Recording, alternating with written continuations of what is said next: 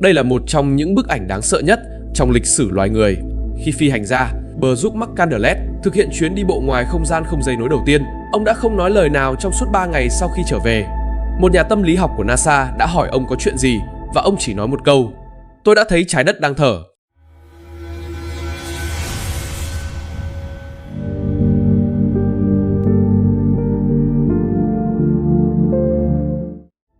Bác sĩ nghĩ ông đã phát điên, nhưng sau đó, ngày càng nhiều phi hành gia báo cáo những triệu chứng tương tự. Họ nói rằng, khi bạn nhìn chằm chằm vào trái đất từ không gian quá 30 giây, bạn sẽ thấy nó đang nở ra và co lại như một lá phổi khổng lồ. Đó không phải là ảo giác. Đó là vì não bộ của bạn không thể hiểu được làm thế nào một vật thể có đường kính 12.742 km lại có thể hiện ra rõ mồn một trong tầm mắt như vậy. Tiểu não của bạn sẽ tự động thêm vào chuyển động thở để làm cho hình ảnh phi lý này trở nên hợp lý. Đáng sợ hơn, khi bạn nhìn đủ lâu, bạn sẽ cảm thấy trái đất đang nhìn chằm chằm vào mình. NASA gọi đây là hiệu ứng tổng quan ngược. Không phải bạn đang quan sát trái đất, mà là trái đất đang quan sát bạn. 30% các phi hành gia từng trải qua điều này. Họ nói, nó còn kinh khủng hơn cả việc nhìn thấy người ngoài hành tinh, vì bạn đột nhiên nhận ra rằng, trong khi bạn tưởng mình là người quan sát, thì bạn thực chất chỉ là một tế bào trên cơ thể của con quái vật màu xanh này. Nhưng đây mới chỉ là màn khởi động đáng sợ của hiệu ứng tổng quan. Thứ thực sự đánh gục các phi hành gia là những gì xảy ra tiếp theo. Ngày 24 tháng 12 năm 1968, phi hành gia William Anders của tàu Apollo 8 đã chụp được bức ảnh làm thay đổi lịch sử nhân loại. Trái đất đang mọc lên. Khoảnh khắc ông cầm máy ảnh lên, tay ông đã run rẩy, không phải vì mất trọng lực, mà vì ông đột nhiên hiểu ra một điều. Thứ ông đang chụp không phải là một hành tinh. Đó là chiếc quan tài của toàn bộ nền văn minh nhân loại. Bạn có biết cảm giác đó không? Nó giống như bạn chơi một trò chơi suốt 20 năm và một ngày nọ bạn thoát ra khỏi giao diện trò chơi và nhìn thấy màn hình máy tính đang chạy trò chơi đó. Trong khoảnh khắc đó, mọi nhiệm vụ, trang bị và cấp độ trong trò chơi đều biến thành mã số, biến thành hư vô. Những gì William Anders trải qua trên quỹ đạo mặt trăng chính là sự sụp đổ nhận thức đó. Sau khi trở về trái đất, ông đã mất 3 năm ròng rã mới dám nói chuyện công khai về những gì mình đã thấy ngày hôm đó. Kỳ lạ hơn nữa, vào 2014, các nhà thần kinh học đã dùng fMRI để quét não của 17 phi hành gia và phát hiện ra một bí mật động trời. Khi những người này nhớ lại trải nghiệm trong không gian, mạng lưới thần kinh điều khiển nhận thức cá nhân của họ xuất hiện sự phóng điện đồng bộ bất thường. Khu vực này chịu trách nhiệm xử lý nhận thức về bản thân và định vị không gian. Nhưng trong não của các phi hành gia, mô hình hoạt động của khu vực này gần như giống hệt với những người từng trải qua trải nghiệm cận tử. Nói cách khác, khi nhìn trái đất từ không gian, về bản chất là một cái chết linh hồn quy mô nhỏ. Đây không phải là phép ẩn dụ, mà là sự thay đổi sinh học thần kinh thực sự. Não bộ của bạn có một cấu trúc gọi là pericuneus. Nó chịu trách nhiệm xây dựng hệ quy chiếu không gian, bảo bạn rằng tôi ở đây và thế giới ở kia. Nhưng khi bạn ở độ cao 320 km và nhìn thấy trái đất treo lơ lửng như một viên bi, hệ thống này sẽ chết máy ngay lập tức. Cấu trúc não này của bạn tiến hóa trên bề mặt trái đất. Nó hoàn toàn không có khả năng xử lý loại thông tin này. Một phi hành gia kể lại, tôi đã vô tình nhìn xuống khi đang ở giữa hành trình. Xung quanh là một màu đen đặc quánh. Tôi muốn nhìn xem dưới chân mình là gì, và khi cúi đầu xuống, tôi thấy một vực thẳm đen không thấy đáy. Kết quả là não bộ sẽ kích hoạt một cơ chế bảo vệ khẩn cấp. Nó cưỡng ép tạo ra cho bạn một cảm giác hòa quyện. Một phi hành gia đã mô tả cực kỳ chi tiết như sau: tôi cảm thấy mình không còn là một cá thể độc lập. Tôi biến thành một phần của trái đất, hoặc nói cách khác, trái đất biến thành một phần của tôi.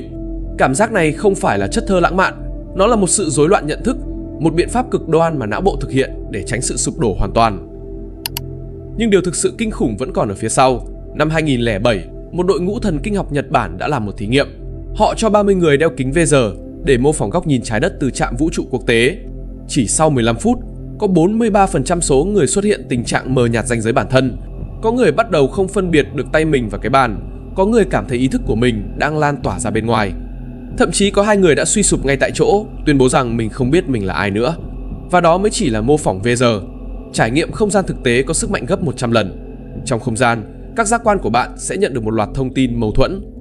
Mắt bảo bạn trái đất rất nhỏ, lý trí bảo bạn trái đất rất lớn, cơ thể bảo bạn đang trôi nổi, ký ức bảo bạn nên có trọng lượng. Những mâu thuẫn này sẽ hình thành một lỗ đen nhận thức khổng lồ trong não bạn, và hiệu ứng tổng quan chính là lực hấp dẫn của lỗ đen đó. Càng đáng lo ngại hơn là hiệu ứng này không thể đảo ngược. Các nhà thần kinh học đã theo dõi nghiên cứu 63 phi hành gia và thấy rằng ngay cả sau khi trở về trái đất 10 năm, cấu trúc não của họ vẫn khác với người bình thường. Cụ thể là các vùng não chịu trách nhiệm xử lý ranh giới, giữa bản thân và người khác đã bị yếu đi vĩnh viễn. Một phi hành gia đã nghỉ hưu trong cuộc phỏng vấn đã nói một câu khiến tất cả mọi người lặng người trong 30 giây. Thứ tôi nhớ nhất không phải là gia đình, bạn bè, không phải món ngon hay âm nhạc. Thứ tôi nhớ nhất là niềm hạnh phúc của việc không biết sự thật. Giờ đây mỗi ngày mở mắt ra, tôi đều nhớ lại hình ảnh trái đất treo lơ lửng trong bóng tối. Sự mong manh đó, sự cô độc đó, sự phi lý đó. Ký ức này giống như một cái gai vĩnh viễn đâm sâu vào não tôi, không thể nhổ ra được. Nhưng bạn có thể hỏi, nếu đau khổ như vậy, tại sao các phi hành gia này vẫn liên tục nộp đơn xin lên không gian? Câu trả lời còn kỳ dị hơn. Vì họ đã nghiện. Các nhà tâm lý học gọi đây là nghiện trải nghiệm kinh ngạc. Khi não bộ của bạn đã trải qua cảm giác ranh giới bản thân tan biến tột độ đó, mọi kích thích trên trái đất đều trở nên nhạt nhẽo và vô vị. Nó giống như việc bạn đã ăn loại ớt cay nhất thế giới, thì mọi món ăn bình thường đều sẽ không còn hương vị gì nữa. Có một bản báo cáo nội bộ chưa từng công bố của NASA ghi lại một trường hợp cực đoan hơn. Năm 1996, một phi hành gia trên trạm vũ trụ khi thực hiện nhiệm vụ đã liên tục trong 3 ngày, mỗi ngày dành ra 6 tiếng đồng hồ chỉ để nhìn chăm chăm vào trái đất. Đồng nghiệp phát hiện ông có điều bất thường vì ông không ăn, không ngủ, không nói năng gì, chỉ lặng lẽ trôi nổi trước cửa sổ, mắt không chớp nhìn vào hành tinh xanh đó. Đến ngày thứ 4 khi đồng nghiệp cưỡng ép kéo ông đi, ông đã nói một câu khiến tất cả mọi người nổi da gà. Cuối cùng tôi đã nhìn ra rồi, chúng ta chưa bao giờ thực sự sống, chúng ta chỉ đang phát lại một đoạn băng video đã từng xảy ra. Người này khi trở về trái đất đã bị chẩn đoán mắc chứng rối loạn phân ly, phải điều trị tâm lý suốt 5 năm.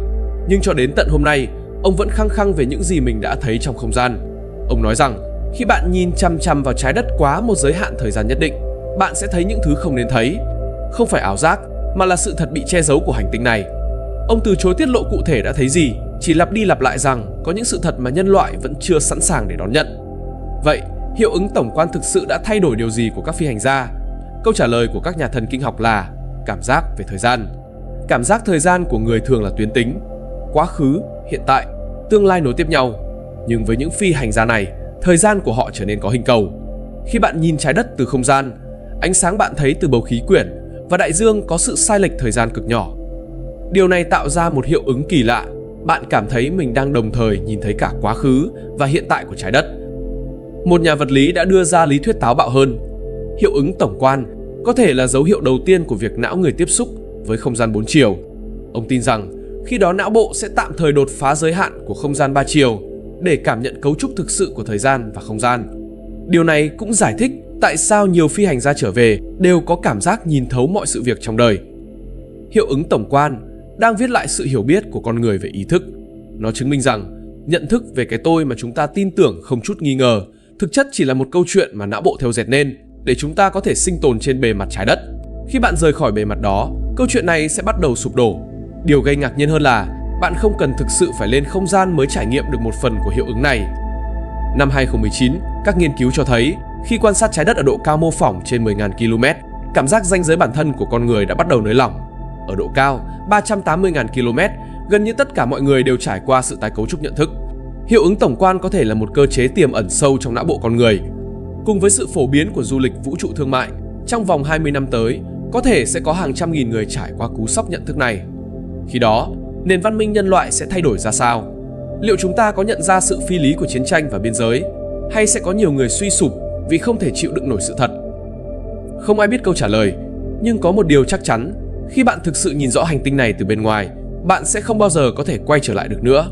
Không phải không quay lại được trái đất, mà là không quay lại được cái tôi của ngày xưa, cái tôi chưa biết đến sự thật. Và đó mới là điểm thực sự đáng sợ của hiệu ứng tổng quan. Nó không phải là hủy hoại bạn, mà là khiến bạn tỉnh táo. Không phải khiến bạn phát điên, mà là khiến bạn nhìn thấy sự điên rồ tập thể của chính chúng ta. Cảm ơn đã lắng nghe.